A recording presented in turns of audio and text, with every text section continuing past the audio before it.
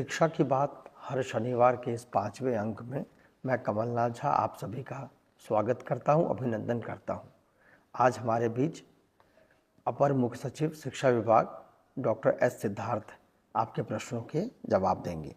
Sir, पहला प्रश्न है रवि रोशन कुमार, शिक्षक, राजकीय मध्य विद्यालय माधोपट्टी, केवटी, दरभंगा से। इनका सवाल है सर कि शिक्षकों और बच्चों के सृजनात्मक लेखन को प्रोत्साहित करने और उनकी रचनात्मक कौशल को एक मंच प्रदान करने के लिए शिक्षा विभाग द्वारा अर्धवार्षिक अथवा वार्षिक तौर पर एक मेगा इवेंट का आयोजन किया जाए।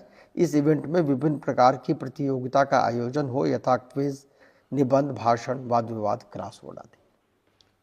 देखिए, ये सुझाव बड़ा अच्छा है और यूजुअली जो अन्य एजेंसीज आयोजित करती हैं ओलंपियाड करके, तो हम लोग इस ओलंपियाड की प्रथा को फिर शुरू करेंगे और विशेषकर मैथ्स ओलंपियाड, साइंस ओलंपियाड है। ये दो सब्जेक्ट है जो बहुत इजीली हम लोग इवैल्यूएट कर सकते हैं।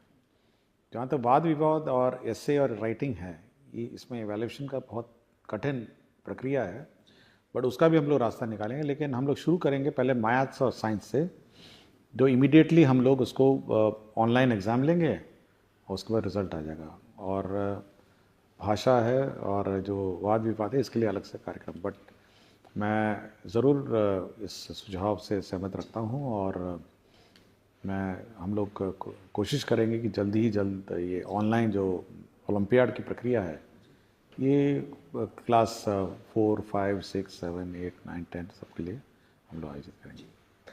Thank you so much sir. एक बच्ची प्रिया कुमारी जो 7वीं में पढ़ती है, उत्क्रमित मध्य विद्यालय धर्मपुर नालंदा से है। इसने सवाल पूछा है सर कि स्कूल का संचालन फुल डे है, जिसके कारण यूनिफॉर्म की सफाई, स्कूल बैग, जूतों की सफाई एवं बाल और नाखून की कटाई का पर्याप्त समय नहीं मिल पाता है, जिसके कारण कभी कभी गंदा यूनिफॉर्म या नहीं सूखने के कारण गीला यूनिफॉर्म ही पहनकर स्कूल जाना पड़ता है। क्या शनिवार को स्कूल का संचालन पूर्व की बात ही हाफ डे नहीं हो सकता है? देखिए, हाफ डे कल तो समस्या है, क्योंकि आरटी में हमको एक सप्ताह में कितने घंटे पढ़ाने हैं निर्धारित है। और यदि बच्ची को ये समस्या है, ये समझता हूँ, क्योंकि जब भी मैं किसी विद्यालय में जाता हूँ तो बच्चा बोलता है कि मैं पूछता हूँ कि क्यों यूनिफॉर्म नहीं बना? सर, वो गीला हो गया, पीछने के लिए डाल दिया जी। तो ये समय समय पर कौन पीछने के लिए डाला है और कौन जानबूझ के यूनिफॉर्म में नहीं आया है, इसका हमेशा डाउट रहता है। तो अगर धोने का ही समस्या है, पीछने का ही समस्या है, तो हम शनिवार को कम से कम एक दिन नॉन यूनिफॉर्म डे रख सकते हैं। हेडमास्टर ये अपने स्तर पर ये डिसाइड कर सकते हैं कि शनिवार को नॉन यूनिफॉर्म डे रखें, जब बच्चे की माता या सब लोग अपना कपड़े धुलाएंगे और 2 दिन में तो सूख जाएगा, प्रेस भी हो जाएगा, और मंडे को फिर 5 दिन यूनिफॉर्म रखेंगे। एक दिन की छूट हम लोग हेडमास्टर को छोड़ देते हैं। अच्छा जी, ठीक है ना, ताकि हेडमास्टर अपने डिसाइड करेंगे, क्योंकि हर चीज़ का हम लोग यहाँ पे अब गाइडलाइंस निर्धारण नहीं सकते हैं, तो ये इंडिपेंडेंस उसको दे देंगे, तो लिख देंगे कि भाई। लेकिन ये जरूर है कि अगर एक दिन की छूट दी है तो 5 दिन फिर यूनिफॉर्म होना चाहिए जी। तो ऐसा ना हो कि फिर ट्यूसडे कह देगा पीछने के लिए भेज दिए हैं और वेडनेसडे भी कर देगा। तो ये थोड़ा, या तो आप डिसिप्लिन 7-6 दिन रखिए, या फिर आप एक दिन नॉन यूनिफॉर्म दे दें। बाकी प्राइवेट स्कूल में भी ऐसे ही है जी, एक दिन वो टी शर्ट पहन के आते हैं और अन्य ड्रेस पहन के आते हैं, तो हम लोग भी कर सकते हैं जी। एक सुरभि सिंह है, इनका सवाल है क्या केंद्रीय विद्यालय और निजी विद्यालयों की तरह बिहार के सरकारी विद्यालयों में भी दिसंबर जनवरी महीने में बच्चों और शिक्षकों को ठंड की छुट्टी दी जाएगी?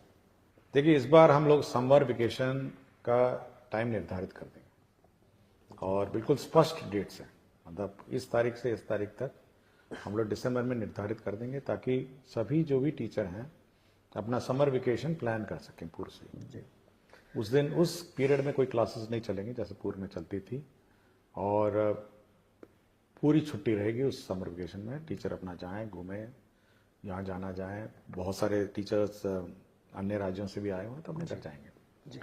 और समर वेकेशन के पूर्व केवल इतना ही हम लोग टीचरों से अनुरोध करेंगे कि समर वेकेशन में आप बच्चों को होमवर्क देंगे, समर होमवर्क देंगे और प्रोजेक्ट वर्क देंगे। जैसे प्राइवेट स्कूल में होता है ना कि आप एल्बम बना के लाइए, अपने गांव में कौन कौन पत्ते हैं, कौन कौन फूल हैं, या कौन कौन जानवर के चित्र हैं, तो एक कुछ होमवर्क जो है वो आप समर वेकेशन में देंगे, लेकिन क्लासेस नहीं होंगी। तो ये बिल्कुल हम लोग इस बार दिसंबर में ही पूरे साल का कैलेंडर निकालें।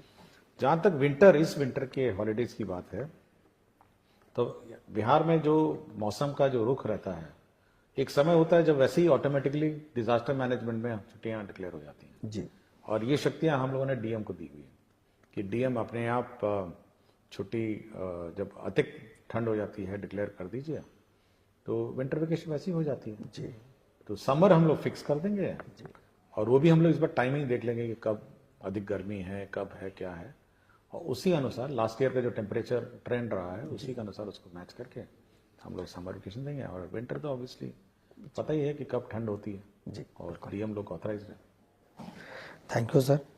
एक बीपीएससी की टीआरई 1 की शिक्षिका है ऋतु राज, प्राथमिक विद्यालय 5 गाछी टेढ़ागाछ किशनगंज से। इनका सवाल है कि शिक्षा को रुचिपूर्ण और बहुआयामी बनाने के लिए स्कूलों में स्मार्ट कार्ड, स्मार्ट बोर्ड या प्रोजेक्टर उपलब्ध करवाने के बारे में भविष्य का क्या प्रावधान हो सकता है। एनिमेटेड पाठों का समावेश छात्रों का ध्यान आकर्षित करती है, जिससे गतिशील शिक्षण वातावरण बनता है और सीखना दिलचस्प और बहुआयामी होता है। देखिए, हम लोगों ने बिल्कुल किसी टीचर को रोका नहीं है। आप 42 इंच का टीवी खरीद लीजिए और अपना क्लास चलाइए जी। और जो सरकार जो शिक्षा का कोष उनका है, जो राशि है, विकास मत है, आप खरीद लीजिए, मना नहीं किया। बाजार में अपना लोकल में जाइए, टीवी खरीद लीजिए, यूएसबी पेन ड्राइव लगाइए, काम क्लास चला लीजिए। तो ये हम लोगों ने किसी को नहीं रोका। तो जिसको जहां जगह मिले, टीवी लगाना हो, प्रोजेक्टर खरीदना, अपना खरीद लेना। तो 50,000 से नीचे आता है टीवी जी। बड़ा बड़ा टीवी आता है, गांव में मिलता ही है, सब घरों में टीवी है। तो ये हेडमास्टर पर निर्भर है और स्कूल का मैनेजमेंट पर निर्भर है कि वो कैसे संचालन करे। हम लोगों ने किसी प्रकार का कोई रोक नहीं लगाया है। और जहां तक राज्य स्तर की बात है, हाँ, हम लोग कोशिश कर रहे हैं कि सब जगह स्मार्ट क्लासेस लगे हैं, स्मार्ट बोर्ड लगे, बट मल्टीमीडिया टीचिंग जो टीवी के माध्यम से होती है वो तो खुद ही कर सकते हैं। जी। एक प्रेम प्रकाश मिश्रा जी हैं, अध्यापक टीआरई 1 के हैं, उर्दू प्राथमिक विद्यालय मदनपुर औरंगाबाद में है। इनका सर सवाल है कि उर्दू विद्यालय में सामान्य शिक्षक के पदस्थापन के कारण बच्चों को पढ़ाने में बहुत परेशानियां आती हैं, क्योंकि सारी पुस्तकें उर्दू में हैं, हिंदी और अंग्रेजी छोड़ के, और उर्दू न आने के कारण गूगल ट्रांसलेट का उपयोग करना पड़ता है, जिसमें कई बार बहुत परेशानियों का सामना करना पड़ता है। क्या विभाग इस पर कुछ विचार करना चाहेगी कि उर्दू विद्यालय में पदस्थापित सामान्य शिक्षक का ट्रांसफर या प्रतिनियुक्त किसी अन्य हिंदी विद्यालय में हो सके? देखिए, उर्दू विद्यालय में जैसे कि खुद ही कह रहे हैं कि सब सब्जेक्ट्स उर्दू नहीं है, कुछ हिंदी और इंग्लिश है और कंप्यूटर भी है जी।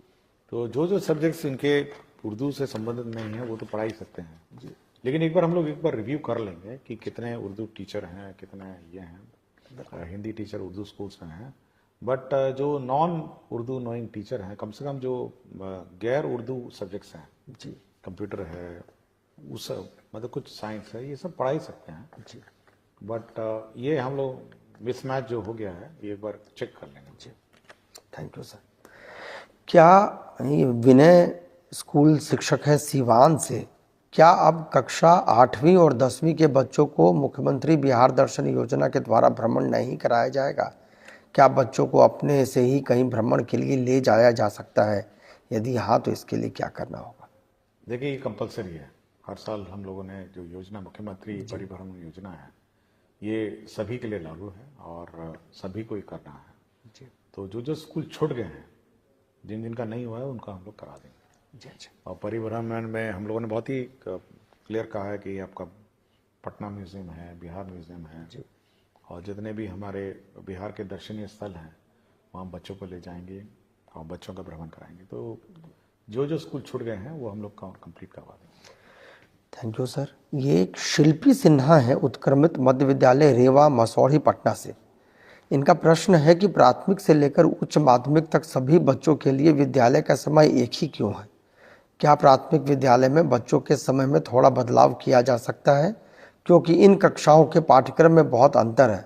अगर यह संभव हो तो इस पर कुछ विचार किया जाए। हमने पहले भी कहा कि मल्टी टाइम स्लॉट सिस्टम हम लोग लागू करने वाले हैं जी और छोटे बच्चों के लिए अलग टाइमिंग और बड़े बच्चों के लिए अलग टाइमिंग। और ये छूट हम लोग हेडमास्टर को देंगे कि कौन क्लास में छोटे बच्चे पढ़ेंगे, कौन क्लास में बड़े बच्चे पढ़ेंगे। तो ये छूट हम लोग देने वाले हैं जी थोड़ा सॉफ्टवेयर में इसको अपडेट करने की आवश्यकता है क्योंकि अटेंडेंस सिस्टम इलेक्ट्रॉनिक है। जी तो जैसे ही ये स्लॉट सिस्टम अपडेट हो जाएगा हम ये लोग हेडमास्टर को ही ऑथराइज कर देंगे कि आप छोटे बच्चों के लिए अलग टाइमिंग रखिए और बड़े बच्चों के लिए अलग टाइमिंग रखिए। क्योंकि छोटे बच्चे खेल कूद आर्ट कल्चर बाकी सब अन्य विद्याओं में अपना करेंगे और बड़े बच्चों का जो कोर्स वर्क है कुछ ज़्यादा रहता है जी तो उसका अलग टाइमिंग रहेगा।